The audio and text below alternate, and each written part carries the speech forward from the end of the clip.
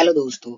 इस वीडियो का हम शुरुआत करते हैं मौलिक अधिकार से। ठीक है। मौलिक अधिकार में बहुत लोगों को कंफ्यूजन रहता है कि मौलिक अधिकार किसके लिए होता है। सबसे बड़ी बात तो ये है, और क्या इसकी आवश्यकता है या नहीं है, इस सारी चीजों पे हम चर्चा करेंगे। ठीक है।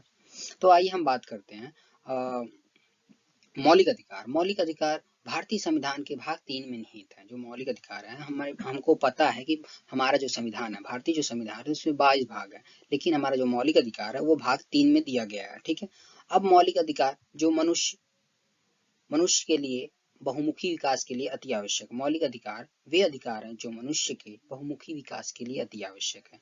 कैसे कि जो मनुष्य है, जो भारत का नागरिक है, कहीं भी जिसे मौलिक अधिकार मिला है, वो उसका बहुमुखी विकास हो सके, हर क्षेत्र में विकास हो सके, इकोनॉमिकल, राजनीतिक में भी जा सके, क्या नाम है, आर्थिक रूप से वेल्थ भी बना सके। तो इसकी वजह से मौलिक अधिकार हमारे लिए बहुत आवश्यक हो सकता है। मौलिक अधिकार के महत्व के बारे में हम जानेंगे आगे स्लाइड्स में। ठीक है।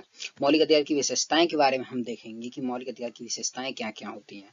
और ठीक है, मौलिक अधिकार में संशोधन भी हो सकता है। मौलिक अधिकार में संशोधन भी हुआ है और हो सकता है। कैसे, ये हम देखते हैं। ठीक है। मौलिक अधिकार जो हमारा मूल संविधान था, उसमें 7 मौलिक अधिकार प्रदान किए गए थे, लेकिन अब मौलिक अधिकार 6 हैं। संपत्ति का अधिकार समाप्त कर दिया गया। कब किया गया? 1978 में संपत्ति का अधिकार समाप्त कर दिया गया। अब हमारे पास 6 मौलिक अधिकार हैं। अगर आने वाली वीडियो में आपको 6 मौलिक अधिकार के बारे में विस्तृत रूप से जानकारी देने का प्रयास करूंगा। ठीक है। तो आप बने रहिएगा। ठीक है।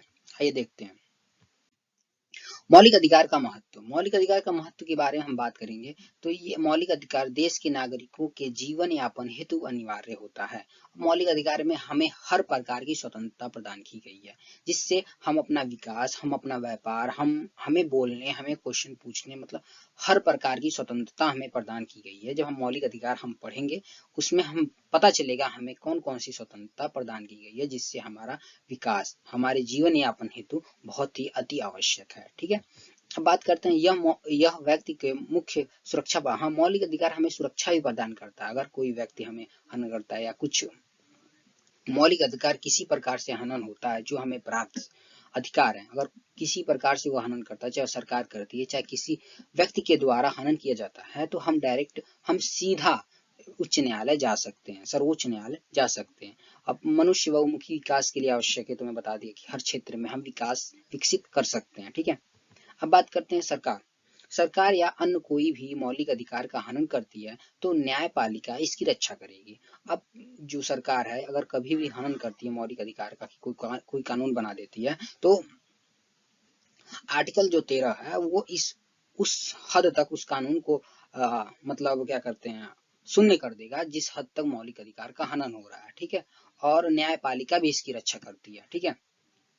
मौलिक अधिकार लोकतंत्र पर आधारित है। हाँ, सही बात है कि जब तक मौलिक अधिकार व्यक्ति को नहीं प्रदान होगा, जब तक लोगों के द्वारा चुना गया सरकार उसे मौलिक अधिकार न दिया, संविधान के द्वारा लोगों को मौलिक अधिकार न प्रदान हो, तब से लोकतंत्र पे आधारित होना ही चाहिए। बिल्कुल सही बात है। ठीक है। अब हम बात करेंगे विशेषताएं के ऊपर, मौलिक अधिकार की विशेषताएं। ठीक है। भारतीय संविधान अनुच्छेद 12 से 35 अधिकार का उल्लेख बहुत ही विस्तृत रूप से किया गया है। देखो, हम हमारे जो मौलिक अधिकार है वो 12 से 35 के बीच में है। ठीक है। इसमें हमें 6 मौलिक अधिकार प्रदान किए गए हैं, राज्य की परिभाषा बताया गया है। ठीक है। ये सब हम जानेंगे आगे वाले वीडियो में। ठीक है। हम इसमें सिर्फ उसकी विशेषताएं, उसकी जरूरी तथ्य, किसके लिए होता है, ये चीजें हम इसमें वीडियो में सीख रहे हैं। ठीक है। तो हम बात करते हैं संविधान द्वारा दिए गए मौलिक अधिकार व्यवहारिकता पर आधारित है। जैसे सभी व्यक्ति को समान अधिकार प्रदान है, लेकिन सरकार को ये शक्ति प्रदान है कि दलित, पिछड़े, महिलाओं के आरक्षण हेतु सुविधा प्रदान करे। संविधान का उल्लंघन नहीं माना जाएगा। अब देखो, जो इकोनॉमिकल वीक हैं, जो शिक्षित में थोड़ा पीछे रह गए, शिक्षा में थोड़ा पीछे रह गए, उनको पुश बैक करके, लेकिन जो आगे हैं उनको रोका नहीं जाएगा, लेकिन जो थोड़ा पीछे हो गए हैं उनको थोड़ा पुश बैक करके इक्वालिटी, समाज में समानता लाने का प्रयास किया गया है। ठीक है।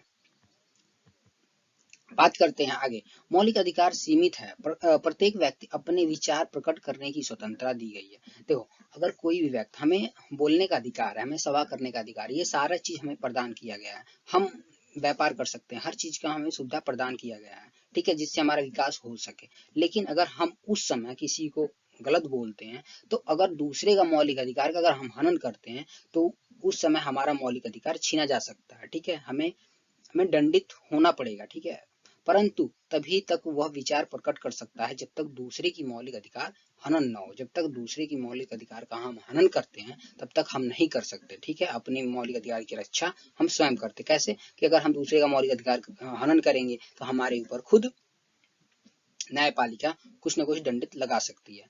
और सरकार भी अगर और राष्ट्र के हित के लिए भी हम ऐसी कोई काम नहीं करेंगे जिससे राष्ट्र के हित को नुकसान पहुंचे। ठीक है, इस वीडियो में मैं आशा करता हूं कि आपको अच्छे से समझ में आया होगा कि मौलिक अधिकार क्या है।